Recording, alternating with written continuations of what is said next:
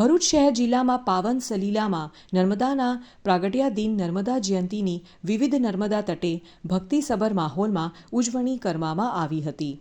નર્મદા જયંતીની ઉજવણી નિમિત્તે આરતી, અભિષેક, યજ્ઞ વગેરે જેવા ધાર્મિક કાર્યક્રમોના આયોજન કરવામાં આવ્યા હતા। ભરૂચના દશાશ્વમેઘ ઘાટ પર બલિરાજાની તપોભૂમિ પર આવેલ અતિ પ્રાચીન નર્મદા મંદિરે નર્મદા માતાજીને સવામન દૂધનો અભિષેક કરવા સાથે મંદિરના પટાંગણમાં જ નર્મદા કુંડી હવન તેમજ વિવિધ ધાર્મિક કાર્યક્રમોનું પણ આયોજન કરવામાં આવ્યું હતું, જેનો લાભ લઈ નર્મદા ભક્તોએ ધન્યતા અનુભવી હતી।